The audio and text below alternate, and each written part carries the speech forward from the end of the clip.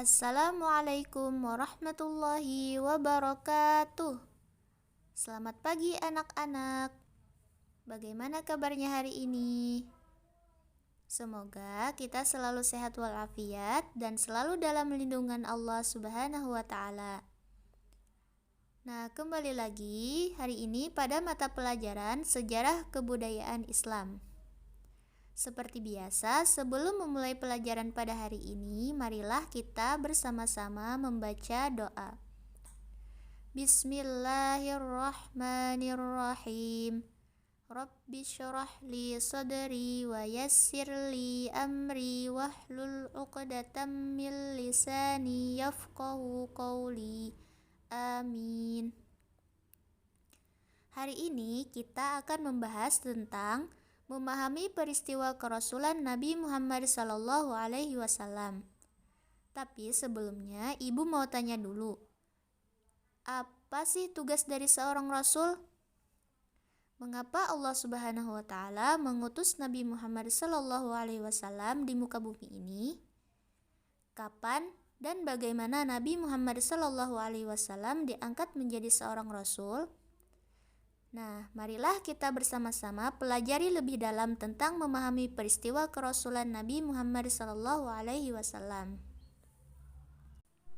Nabi Muhammad SAW berasal dari keluarga yang disegani dan dihormati di kota Mekah, yaitu dari suku Quraisy keturunan Bani Hashim.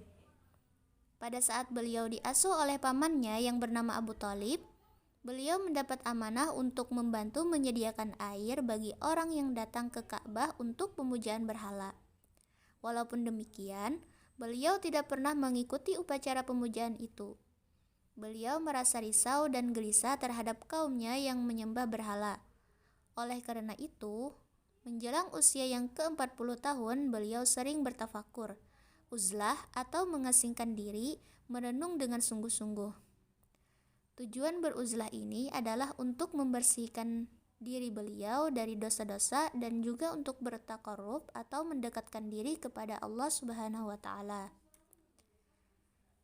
Rasulullah Shallallahu alaihi wasallam beruzlah untuk tafakur, memikirkan jalan keluar agar kaumnya tidak lagi berperilaku jahiliyah, sesat menyembah berhala. Dari kecil, Nabi Muhammad SAW sangat menghindari perilaku masyarakat Arab jahiliyah.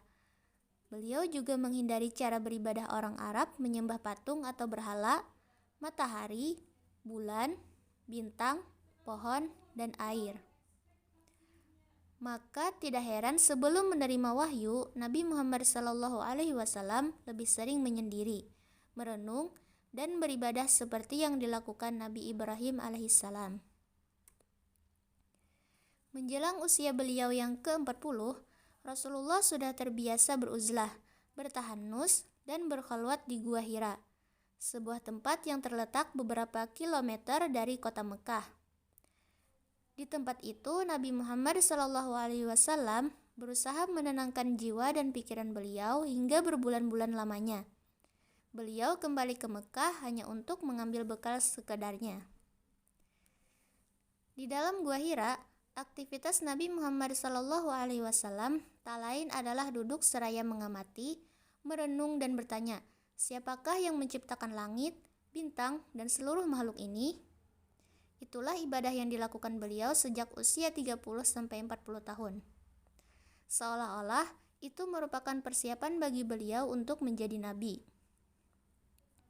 Di Gua Hira, beliau menerima ayat pertama Al-Quran dan tempat malaikat Jibril menyampaikan bahwa beliau harus mengumumkan pada dunia bahwa hanya ada satu Tuhan, dan beliau harus menyebarkan pesan ini. Saat bulan Ramadan, beliau beruzlah sebulan penuh di Gua Hira. Sebagai bekalnya, beliau membawa tepung dan air yang sudah disiapkan oleh Khadijah, istri beliau. Selain untuk bekal, beliau juga memberi makan orang-orang miskin yang datang kepada beliau. Uzlah dan tafakur yang dilakukan Nabi Muhammad SAW adalah memikirkan dan merenungkan keadaan penduduk Mekah yang sesat dan penuh maksiat. Nah, cara beribadah seperti itu juga disebut dengan tahannus, yaitu beribadah selama beberapa malam dan menjauhkan diri dari dosa. Beliau mengadukan kepada Allah Subhanahu wa taala tentang perbuatan masyarakat Arab yang jauh dari adab manusia yang bermartabat.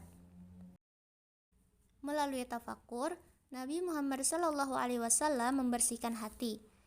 Pikirannya yang penuh dengan keprihatinan terhadap perilaku masyarakat Mekah dan niat suci bermunajat kepada Allah Subhanahu wa taala agar mereka mendapat hidayah, menjadikan hatinya bersih serta tidak tercampuri urusan duniawi. Sepanjang bulan Ramadan, Nabi Muhammad menghabiskan waktu beliau untuk beribadah. Nah, sampai di sini saja penjelasan Ibu tentang memahami peristiwa kerasulan Nabi Muhammad SAW. Semoga bermanfaat untuk kita semua. Sebelum menutup pembelajaran pada hari ini, marilah kita bersama-sama membacakan hamdalah. Alhamdulillahirabbil alamin. Salah khilafnya Ibu mohon maaf. Wassalamualaikum warahmatullahi wabarakatuh.